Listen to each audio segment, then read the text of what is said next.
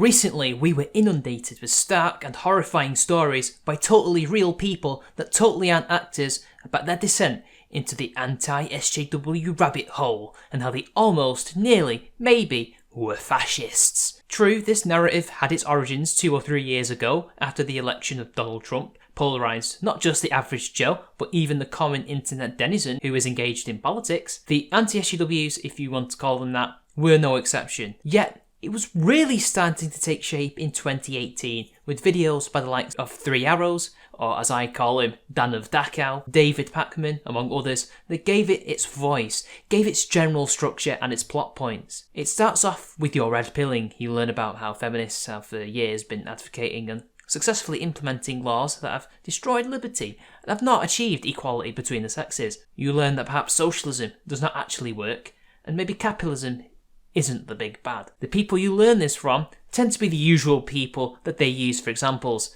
Sargon of Akkad, Chris Reagan, Shoe on Head. It's whatever big YouTuber that they themselves know about. Never mind the fact that there are maybe hundreds, thousands of people who make and have always made this content. Indeed, it's not even something you can actually put a finger on and say, this is anti-SJW content, because you can actually come at it from almost infinite points of view. There have been Marxist and the various forms of anarchist criticisms, progressive criticisms, postmodernist criticisms, liberal criticisms, conservative criticisms, fascist criticisms, etc. There has been a plethora of people from all over the place that have criticised SJWs, progressives, whatever you want to call them. Left, right, centre, post-ideological, reactionary, you name it. But then of course, these people, these at first anonymous leftist fans, then jumped down the rabbit hole. They found people like the distributist, academic agent, Dr. Anna McCann, anybody who's not quite as big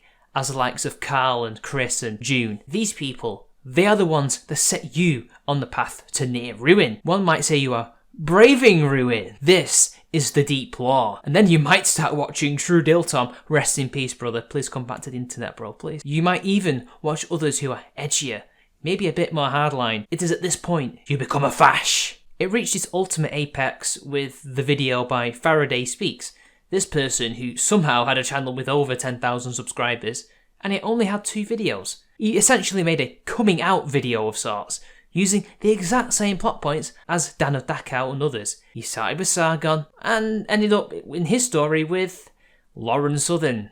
Yeah, that's what turned him fash. He was flaunted all over the breadtube community and even managed to gain media attention. The fact he ate all of this off other videos that may or may not have been honest, the fact he already had a sizable audience with very few videos and wilted when he tried to explain his story, well, whatever.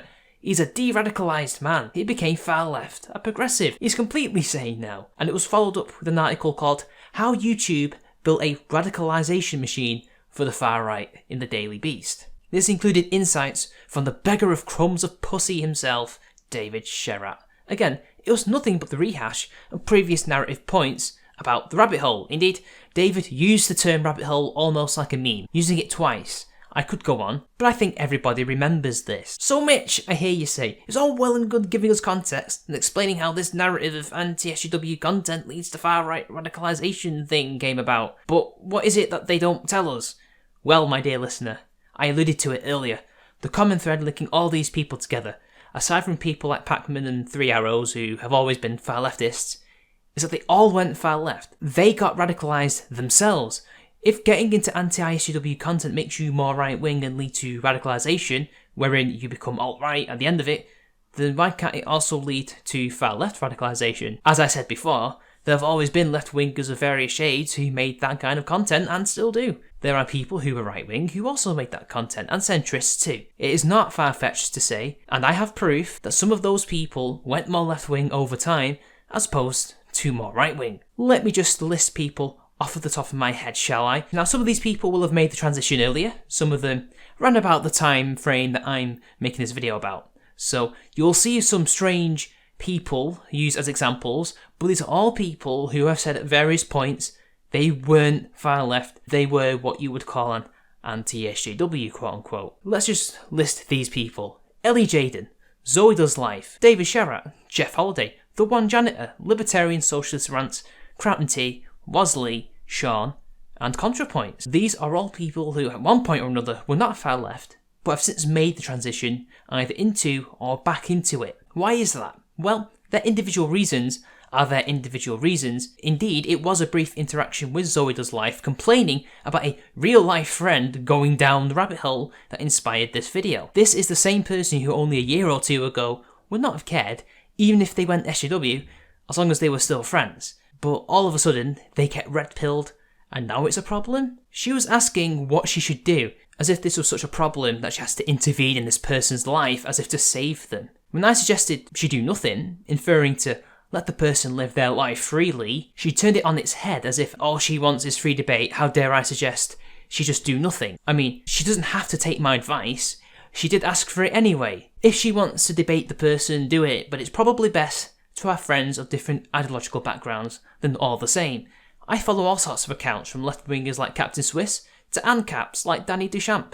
Zoe herself mocked anti-SJWs for unfollowing her, but I've been unfollowed by people like Ellie Jaden, who I've been on nothing but friendly terms with as far as I am aware, and Was Lee, of whom I considered a friend and backed up during his issues during the Kraut drama. I was disavowed, but hey, it's only an issue if the anti-SJWs do it. All of these people have been radicalised, whether they intended to be or not. A lot of these people, in my opinion, and from what I have observed, have radicalised intentionally, purely out of either spite or insensitivity. They may have got into drama that alienated them from some people. They may have met some idiots who gave them a hard time or said dumb things, and from that reason that rather than be a human being, they'd rather be a communist. Nah, I'm only joking. But what sane person decides that after learning all these things about the far left and how bad and flawed their ideas are, they suddenly decide that actually they aren't so bad and embrace them? And this is from watching content that is decidedly anti-far left, and yet they have embraced it. They jump down the rabbit hole, but rather than take a right turn, they take a left turn, and none of them, save maybe David, have looked back. David is only doing so because of his stupidity and toxicity, alienating himself from every political side he has taken, and has tried to worm his way back into the men's rights movement. Again, none of this is far-fetched because there were already left-wing ideas, and by these people's logic, lead to communism. And by the way, so-called anti-SJW content, contrary to the far left, is also anti-far right.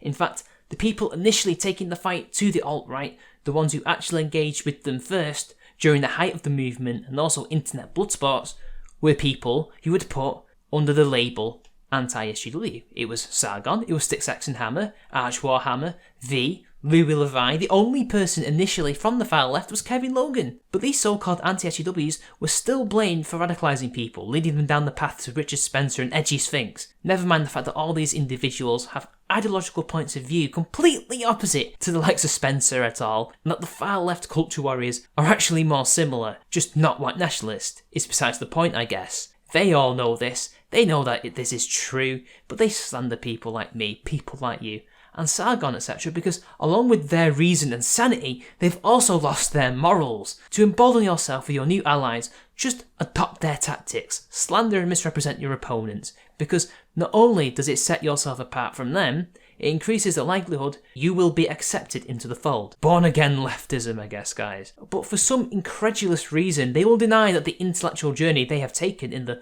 anti-SJW community, the skeptic community, anti-SJW content couldn't have possibly led them to the far left. No, they went too far to the right.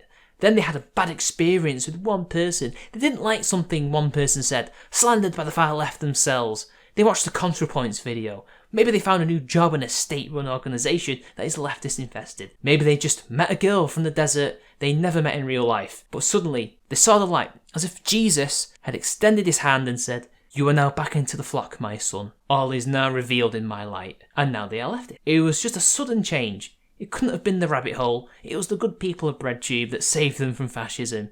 Good old lefty Jesus. But you know what? What if all I just said is not the case? What if the rabbit hole I'm discussing is not the rabbit hole, but it's a left-wing rabbit hole they decided to jump down? First it starts with Captain Swiss, for example. Vote for him in Stoke if you want Brexit, guys, if you swing that way. Then it goes to Lord Keynes, and my boy, Frederick Voltaire Bastiat, and then it's on to ContraPoints, and 3 arrows. Next thing you know, you're dyeing your hair green and wearing black, declaring a climate emergency and attacking anti-SJWs for radicalising fascists. Now yes, of course, there have been people who went more far right, they have certainly gone more right. One could argue that I have done so. Lou Levias said he has, although I would disagree that I myself have moved right. I don't use those labels. I don't believe in the political spectrum as it is. I think it's broken, doesn't work. But that's besides the point. There have been alt-righters who claim that they found their current ideology by watching Sargon and found other people. Whether or not that is just bullshit, I do not know. But I do know that yes, the libertarian alt-right pipeline is for sure a thing. This is perhaps best encapsulated in the old Deep Law, Academic Agent's Discord community. It started out as a classical liberal libertarian Discord, but quickly splintered and fractured as some libertarians turned to extreme traditionalism, white nationalism, alt-right ideology, etc. It's a bit more complicated than that, and I know the term alt-right is nebulous, and I don't want to tar everybody with the same brush if that appears to be the case. I apologise, but you can kind of get at what I'm trying to refer to. Now, AA saw this as an issue and nuked the original server and started anew. He even streamed about this pipeline and radicalization. The people who made up the variety of different subgroups have since left and founded their own servers. But yes, for some people, a minority, they went alt-right. But an equal number, possibly even more people, went far left. Hell, people from the alt-right have since gone far left too. Now, we will never know the true numbers of the people who went far left or right. It's almost unquantifiable, but I think it's important to cut through the crap and just get to the reality of the situation here. This anti-SJW content does not really radicalise people. It does not prepare them for anything. It is not even a single viewpoint. It is many. It is not easily pigeonholed, and you could well go into many different ideological rabbit holes if such a thing actually happens. Or maybe people are susceptible to extremist ways of thinking because their mind is extreme. They oscillate between different ways of thought rapidly. They go with the flow. They go with what feels good to them. These are the people who do not respond well to logos, but to ethos and pathos. They perhaps are emotional creatures, or maybe they came to these conclusions on their own, simply by thinking, experiencing things. No one radicalised them. They explored all possible avenues and chose the one for them. Who knows? But what I can say is that those people who claim a man from Swindon can radicalise people into becoming fascist because he wants freedom can't say in the same breath that a transgender leftist from the States who wants equality cannot lead someone into communism from this same starting point. And that's all I have for today, everybody. See you later.